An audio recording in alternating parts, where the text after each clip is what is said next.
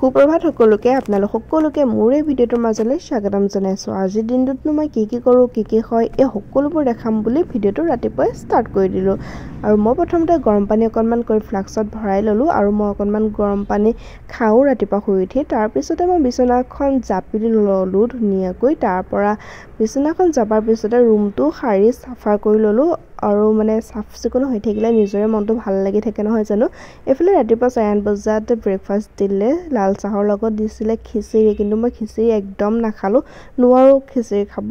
মানে কেতিয়াবা খিচিৰিটো ভাল হয়, কিন্তু আজি বৰ বেলেগ ধৰণেকৈ বনালে, ইমান বেছি পেনপেনীয়া নিচিনা হৈছেতো মই একেবাৰে নাখালোঁ। কেতিয়াবা ৰুটি দিলে বাৰু খাব পাৰিব, দেখিছে নহয় কিমান বেছি পেনপেনীয়া হ'ল। ষ্টকত বিস্কুট আৰু চানা আছিলে, গতিকে চাহৰ লগত চানা আৰু বিস্কুটে খাই ল'লোঁ। তাৰপিছতে গা পা ধুই ক্লাছলৈ বুলি ওলাইছোঁ।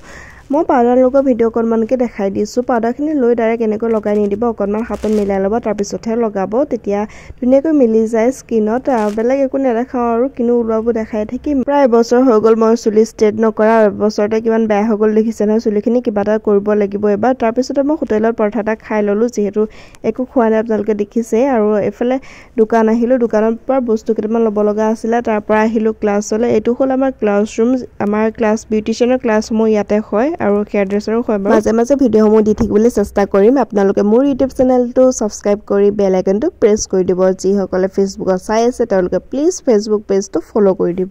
আমি এইকেইদিন ৱেক্সিংটোৱে প্ৰেক্টিছ কৰি আছোঁ, যিহেতু আমি ৱেক্সিং প্ৰথমবাৰ কৰিছোঁ, গতিকে শিকোঁতে অকণমান টাইম লাগিছে। আৰু আমি যিমানেই বেছি প্ৰেক্টিছ কৰি থাকিম সিমানেই আমাৰ হাতখনো আহিব আৰু তেতিয়া আমি ধুনীয়াকৈ কৰিবও পাৰিম।